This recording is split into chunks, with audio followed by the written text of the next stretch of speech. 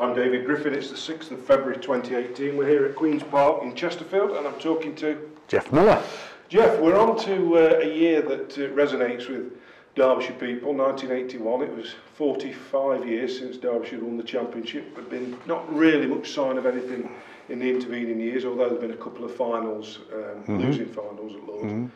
But 1981, we've got a settled side, 8 players that were test players or would go on to play test cricket. So when that season began, was there a sense that that momentum which you've discussed earlier was still there and that it was about time Derbyshire actually put some silverware on the table? Well, yeah, I could never understand really, with the quality side that we've got, why we didn't do better in the county championship. You know, we've got people who, all right, there might have been test calls and stuff like that, but you've got people who could score big runs.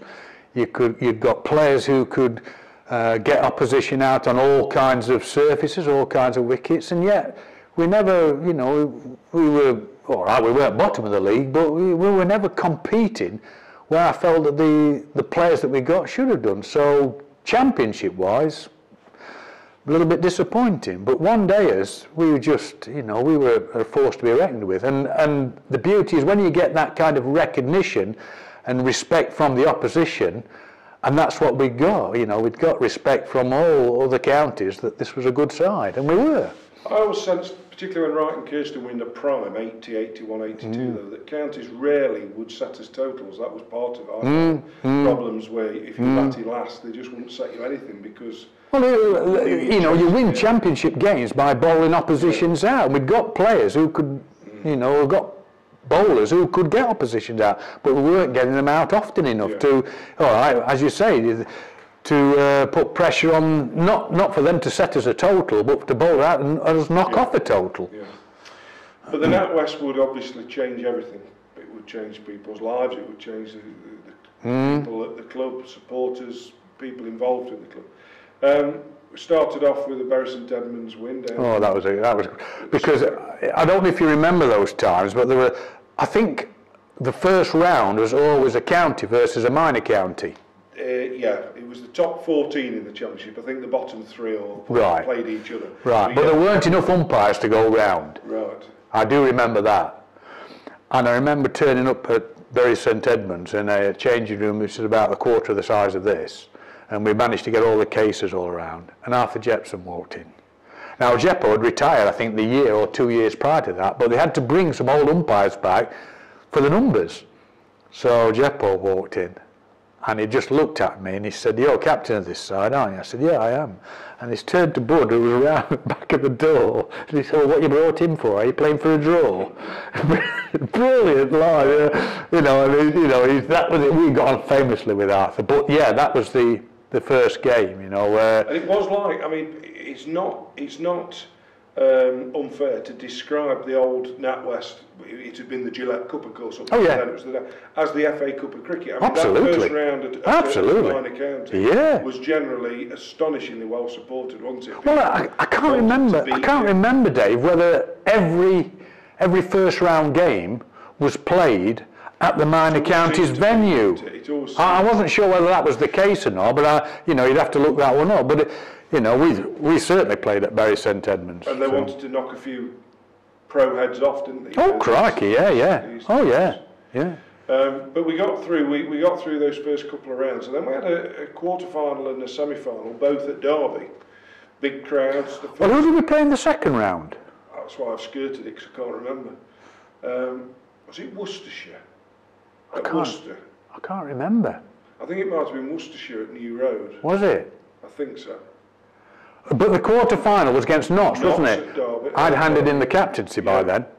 So Barry became captain of that. And I don't think I played in that game, did I? I don't think I did. I think I was injured. I didn't play in that. Borrington came in and played his last game for Derbyshire.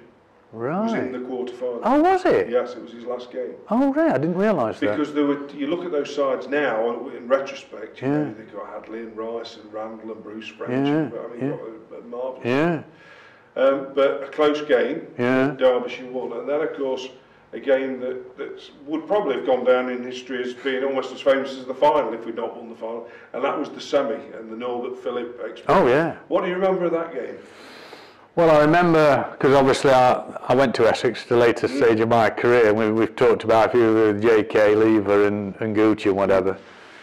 He said, because it was effectively, it was a 2-day game, wasn't it? That's right.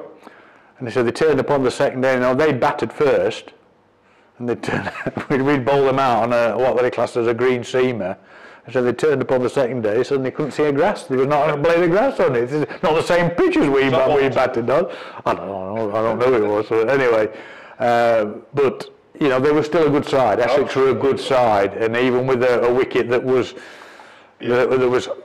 lesser than the first day's wicket, they still made it difficult, and they should have won. They should have won. At the time, because it was really unusual, this winning a game by losing fewer wickets, because it never had happened before. No. And then we do it in 2 Twice, games. yeah. Were you aware? Did you know what you knew what the score was? Oh yeah. Yeah. Can you remember that last? Yeah. We were sat in the box up on the top. The old finishing, what they call it, finishing line box, whatever they call it, judges box. Yeah. So we're watching from there. We knew the situation. We don't have to get 2 to win this. We just need 3 to win it. We only need 2, and then we only need 1 or whatever. We were very aware of the situation. But it's very strange to have won a semi-final and a final, and not to have beaten the opposition. And if you look at the footage now, and it's there available on YouTube, Norbert could have run to the stump. Oh yeah. He didn't need to throw it. Yeah. He could have run and taken. Well, I've had a few conversations with Brian Hardy, because Brian Hardy was the one who was making his way to the stumps and just anticipating that he could have lobbed it to him underhand or run to the stumps. So he couldn't believe he launched it at it and missed. Was it Paul Newman, wasn't it? Ian Newman. Yeah. So we've got to a final. Yeah. And there's that month long, because it's a month before he's selling tickets. Yeah. There's trains and buses being prepared. Yeah. You guys go down on a coach the day before. Did we? Was a photo of you all sitting on a bus in the Derby Tell archive. It says you're on the way towards. Yeah. So this is all about recollections and memories. What are your memories of that day? I can't recollect and remember any of the preparation at all. Really? I can remember the game virtually right from the word go, because the game massively fluctuated. Them, us, them, us, them, us. So it was a perfect final, and it couldn't have finished in a better way. And it started, they were in complete control of it, weren't they? Cook got 100. Yeah, Cook selected for England. Absolutely, on one innings, yeah. I remember talking to Colin Tunnicliffe, because he said it was such a game of 2 halves for him, because his first 3 innings went for 20 odd. They did. Which was a lot in that. That was Wayne Larkins, wasn't it? Wayne Larkins. And his last 80 or whatever, he came back for 19 runs, I think, or something like that. But yeah, it was. You look back at that game. You had a run out, didn't you? Was it your run out? I ran Lemmy out. Alan Lamb. Yeah. No, I caught Wayne Larkins on the boundary, running around the boundary, the mid wicket, and then ran Lammy out. But there was no. He says to this day, he said, I wasn't out. There's no way I was out. I said, well, look in the book. Yeah, look in the book. So the total was easy for me to say it wasn't that challenging, but 60 overs, 225. You presumably looked at that and thought, well, with our batting lineup, you've got strong batting lineup. Right. Well, what you do, you look at it and think, well, situations of their innings, would we settle for that? Yeah, we'd settle for that when they were, 100 and something off, not many overs for 1 or whatever it was, something like that. Anyway, yeah, 225. We felt we've got a good enough batting side to reach that, so long as we didn't get fazed by the situation, fazed by the occasion. And we played pretty, they bowled all right. Yep. We played pretty well. We got it under control, and then you lose a couple of wickets, vital wickets. Both Kersey and Wrighty out. They got 100 on, didn't they? It seemed okay, but you always sensed if they got out, the run rate might just be a bit challenging for those to come. Yeah. So I'm just interested in whether you've got any recollection of the crowd and the noise, or does that not feature? No, it's a hum. Yeah. It's a constant hum. You got Derbyshire supporters there, so you wanted to make the Derbyshire supporters proud and enjoy a victory. but that didn't come into actual performance. It's just a hum and an occasion hum. Yeah. So you're in the dressing room. Yeah. And a couple of wickets fall. Yeah. Steely goes. Wood. Well, Steely went. I'm sure I've heard from somebody in one of these interviews that Steely wasn't supposed to go in. Correct. And he ran down. Yeah. Yeah. He said, "I'm in next." No, you know. Who was you in next? I think he'll find it was me. Right. But anyway, but I, to be fair, I hadn't had a particularly great season that year. Very iffy. So I wasn't in what you'd class as the best of form as such. So what was Steely? Why did he go? It was nerves. He just determined to go. Don't know. Steely, isn't he? Yeah, I heard a story about him running you out at Derby. Oh, God. Do you want to share it before we get to the last few overs? It's such a long story, that, yeah. It's true, though?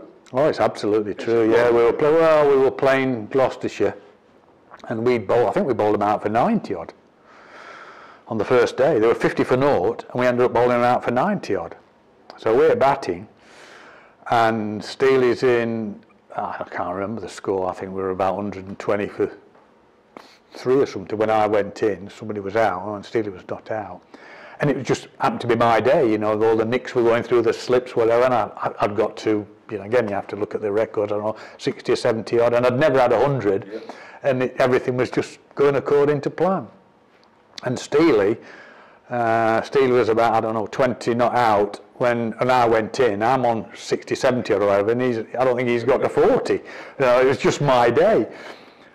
Anyway, Phil Bainbridge was bowling from the top end and bowled me, and I've clipped it to backward a square, and Sadiq is at square leg, front of square. And Sadiq, I've said it many times, he can run about 100 metres in about 3.5 days, right? So it was a perfect, just another single. And Steely's called me for the single, and we both got halfway, and then he's turned around and said, "No, go back."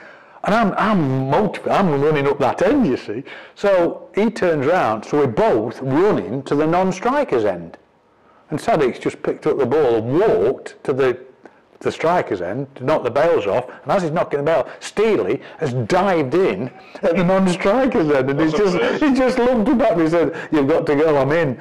So I walk off, right, and he's done me like a kipper, absolutely done me like. Any sympathy in the changing room? But this was, they were biting the knuckles, I got in the changing room, and they just didn't say anything. But towards the end, this is only about 10 minutes, quarter an hour left before the end of the day's play. Anyway, he comes out, and I've gone in the showers. I come out of the showers, and he's there with his jockstrap on and his cigarette. Sorry, youth. Oh, what I've got to say, I forgot something. That Righty, because this was the humour of the change room, the dressing room humour. Righty, when he saw the run out coming towards the end, he's put a noose up in the changing room. He's hooked his noose up. Anyway, Steely's come in, seen this noose up. He's gone, "Oh, he's not, has he?" Just brilliant. Just brilliant. Anyway, I've come out from all the lads. They've not gone anywhere. They just want to see what the reaction is. And I've just said, "Steely, that was a very selfish piece of cricket. Can you explain yourself?" "Oh," he said, "I felt dreadful. It was shocking." He said, "That's one of the worst I've ever had, that. I've had some run-outs in my life, but that was one of the worst ones." He said, "If there'd have been a hole in the ground," he said, "I'd have quite gladly climbed down it because I felt shocking." He said, "Just for 3 balls, then I was all right." He said, "I'll bring you half a dozen eggs in the morning," because he had chickens, you see. So I said, "Don't bring me any eggs because you know exactly where they will go." Well, the great thing about that story is that it's got to be true, because Harry Cartwright told that about the eggs as well. Oh, right. It's clearly everything. It is, The families. Anyway, we digressed. Yeah. I want to get now to the last. Steely's out at Lord's. Yeah. We are. It's dark. Yeah. It's September. Yeah. Everybody's chanting. Everybody's drunk in Yeah. the crowd. Yeah. Northants don't know if they're going to win it. Yeah. Derbyshire don't know if they are. Yeah. They've got Sarfraz there, in Yeah. overseas opening bowler, and there's you and Tunners. Talk me through those last. Right, 20. What did we want? When Tunners came in, we wanted about 20 odd, because Kim had got run out. I think that was my fault. He had to run round me, so Anyway, so Tunners came in. I think we wanted late 20s off, I don't know how many overs, probably about 4 overs, 5 overs, something like that. 7 over easily, which Seven, is yeah, 7 not. Anyway, Tunners came in, and Southhouse was bowling from the pavilion end, and I'd made up my mind, I'm going to give it a go. I'm going to give it, because it was a short boundary that side, I'll give it a smack. And he bowled me a full toss. You know, I was going to hit it wherever, even if it had been in New York, I was going to try and hit it over there, because that's the only place I could hit, you know, the distance-wise. And he bowled me a full toss. Boom, I hit it for 6. So all of a sudden we got some momentum going, and then he then bowled at Tunners. I don't know whether he got a single or it was 2 overs later. And Tunners hit him for 2 fours. Yeah. Hit him straight for 4, and then he open-faced one for 4. So it got to the stage where after the last over, we needed, I think it was 7 to win. But we knew we only needed 6 to win. Because if we didn't lose any more wickets, we won on fewer wickets. So we knew that, so we were talking our way through it. And I think we got a single, I think he got a single, then I got a 2, and then a single, so it was, I think we needed 6, or 2 off 2 balls. But they were looking at it, we probably needed 3 off 2 balls, but we knew we only needed 2. Anyway, he's blocked it. Jim Griffith bowled a good ball, and he didn't get a run off it. So I said to him, well, I think we needed off the last ball, we needed 1 to draw, 2 to win. Yep. But we knew we only needed, as long as he didn't get out, we only needed 1 to win. Yep. So I just said, whatever happens, Cole, I'm coming, mate. I'm on my way. Just get a bat on it, just get something on it, and I'm on my way. I said, but when I'm on my way, depending on where you hit it, you've got to make sure you sprint as well. Don't saunter, sprint, but I'm coming. Whatever happens, I'm coming. If it goes straight through to George Sharp, I'm on my way. And I think if you look at the recordings, I don't cheat either. When he lets go of the ball, I'm still now you've got a bit of freedom these days, but I was behind the crease when he let go of the ball, and as soon as he let go of it, boom, I sprinted, irrespective, and he got a bat to it, or boot or something, and I'm not sure he was fielding at short. It was either Jeff Cook or Lammy, I'm not sure, but they were at short leg, and it went straight to him, and instead of throwing it at the stumps, I don't know whether they remember what happened in the semi-final, he picked it up and ran towards the stumps, which gave me that kind of extra 2 or 3 metres. And in those 2 or 3 metres, I got the dive in, and that won the game. So did you know instantly that we'd won? Yeah. I knew. Just the crowd. Well, I knew that if the umpire wasn't giving me not out, we'd won. Yeah. Because we knew because of the fewer wickets. So my reaction was to dive in. I knew I'd got in, but I had to look up. I don't know, was it David Constant? I'm not sure who it was. It was one of the other ones. Yeah. And I dived in, and I looked up, and he shook his head like that. So I knew, and then I'm up straight away. And absolutely euphoric. Oh yeah. But you know the beauty of it, Dave, which people don't seem to realise, that you've just talked about it 40 or 50 years since we won anything. The 2 blokes were Derbyshire boys. Absolutely. Yeah. Absolutely. Yeah. Well, we believe to our time's beaten us again, but we'll come back and finish that off in a second. All right.